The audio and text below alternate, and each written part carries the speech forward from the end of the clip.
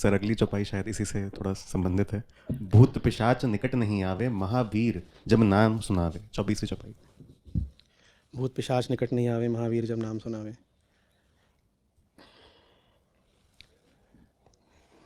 भतीजा है मेरा छोटा, उसको एक उसने अपने दिमाग में एक चीज़ बैठाई है, क्या नाम है उसका,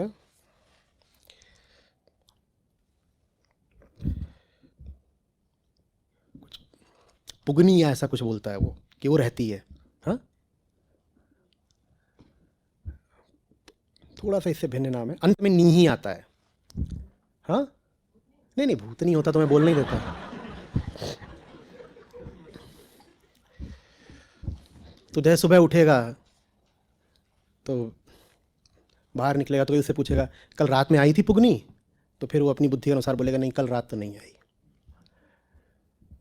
तो उसको लग रहा होता है कि अभी पुगनी आई है। तो फिर मैं अगर कभी हूँ तो मैं उसको बैठा लूँगा गोद में, कहेगा पुगनी आई है, पुगनी उठा लूँगा, इधर की बात करूँगा, है पुगनी अब? बोलेगा नहीं पुगनी नहीं है। तो क्या हुआ पुगनी का? आई तो थी, तुम कह रहे थे। बोला आई थी चली गई, आई थी चली गई। तो पुगनी तो है ही है, किसके देखे है, किसके लिए है? उसके लिए है। लेकिन उसको ही जब अपने ताऊ जी का मिल जाता है सहारा तो उसको लगता है अब नहीं है। हम कह रहे हैं कि तुलसीदास सीधे सीधे वेदांत से उठ रहे हैं, ठीक है ना? और वेदांत में तो दो ही चीजें होती हैं, एक सत्य और एक मिथ्या। वहां कभी भी बताया जाए कि एक चीज दूसरी चीज के विरोध में है तो दो चीजें बताई गई, कहा गया एक चीज दूसरी चीज के विरोध में है। तो वेदांत में तो दो ही होते हैं, एक सत्य और एक असत्य, एक वो जो है और एक वो जो मिथ्या है। अब जब कहा जा रहा है भूत पिशाच निकट नहीं आवे, महावीर जब नाम सुनावे, ठीक है, तो इसमें दो चीजों का परस्पर विरोध बताया जा रहा है ना? एक तरफ है भूत पिशाच और एक तरफ है राम का नाम या हनुमान का नाम। एक के होते ही दूसरा गायब हो जाता है। और हम कह रहे हैं वेदांत में दो ही चीजें होती हैं, सत्य और मिथ्या। जिसके होते ही दूसरा गायब हो जाए वो हमेशा क्या होता है? सत्य। तो जो नाम है यहां पर, चाहे वो आप हनुमान का नाम कहें कि राम का नाम कहें, जो नाम है वही क्या है, और जो दूसरी चीज हुई वो क्या हुई? तो क्या मिथ्या हुआ यहां पर? मिथ्या का अर्थ ही क्या है? जो होता ही नहीं पर तुमको लगता है कि है। क्यों? क्योंकि तुम बालक बुद्धि हो। जिस दिन थोड़े बड़े हो जाओगे तुम्हें लगना भी बंद हो जाएगा। वो छोटों को लगता है कि पुगनी है क्योंकि अभी वो, तो जिनको लगे कि भूत प्रेत होते हैं अभी वो बालक बुद्धि हैं, अभी उनकी चेतना विकसित नहीं हो पा रही है। और जब आप बालक बुद्धि होते हो तो आपको ये सब चीजें लगती हैं कि हैं। छोटे बच्चे को कुछ भी समझाया जा सकता है, समझा सकते हो कि नहीं? बच्चा छोटा हो उसे कुछ भी समझा सकते हो, हाँ वो देखो वहां पे ना अंधेरे में, कुछ भी। चुड़ैल तो पारंपरिक हो गया, नकुकू रहता है, वो मान भी लेगा कि रहता है। वहां किसी को अगर चालाकी करनी है तो बैठा दो, आवाज कर दे दो चार, तब तो पक्का ही होगा कि नकुकू रहता है। और बच्चे को ये जताने से कि नकुकू रहता है कोई लाभ होता है तो बच्चे को जरूरी जताओगे ना।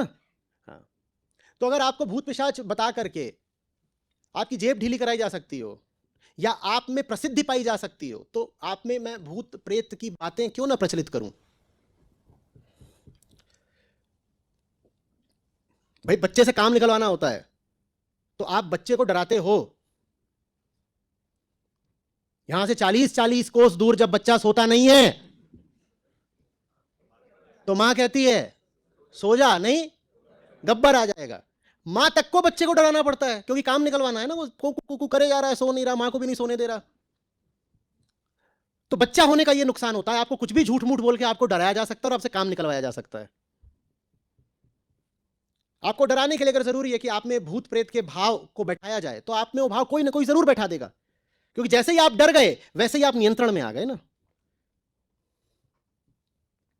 दूध पी लो, नहीं पुलिस आके ले जाएगी। यहां माएं बैठी होंगी, उन्होंने जरूर बोला होगा बच्चों से कभी ना कभी अपने,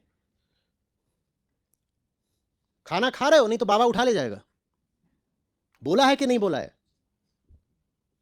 बच्चे से काम कराने के लिए उसमें भूत प्रेत बाबा गब्बर ये सब वहम बैठाने पड़ते हैं ना। वैसे ही ये जो उम्र से तो बड़े हो जाते हैं, 30-30 40-40 साल के हो जाते हैं, पर दिमाग से अभी बालक ही हैं, बच्चे ही हैं 5-7 साल के।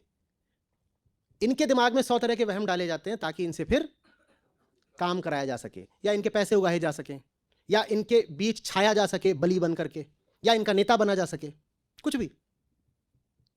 लेकिन ये जितने वहम होते हैं इनको कौन हटा देता है? इनको ज्ञान हटा देता है। वही कहा गया है, भूत पिशाच निकट नहीं आवे, महावीर जब नाम सुने। भूत पिशाच माने झूठ मूठ के वहम जो हमें बैठाए जाते हैं, और महावीर का नाम माने ज्ञान का प्रकाश।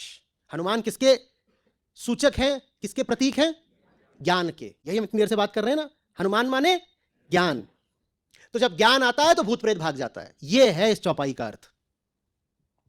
जब ज्ञान आता है तो भूत प्रेत का वहम भाग जाता है। इसको लेकर के यह ना साबित कर दीजिएगा कि भूत प्रेत होते हैं, उल्टी गंगा मत बहा दीजिएगा। यह चौपाई तो बल्कि यही बताने के लिए है कि भूत प्रेत नहीं होते, और जैसे ही तुम में ज्ञान आता है तुम्हें बात समझ में आ जाती है कि भूत प्रेत क्या होगा। तुम ही नहीं हो, तुम्हें भूत प्रेत कहां से सताएंगे पागल। यह ऐसी सी बात है कि पिशाच आके मेरा तीसरा हाथ खा गया। अरे जब था ही नहीं तो खा कैसे गया? तुम बोल रहे हो, अब वेदांत पढ़ा नहीं तो इसलिए ये बातें फिर समझ में नहीं आती।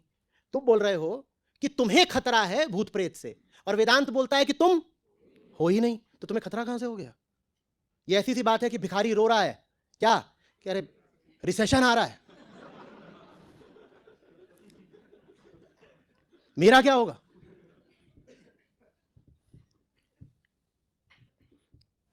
तेरे पास है क्या जो कोई भूत प्रेत ले जाएगा?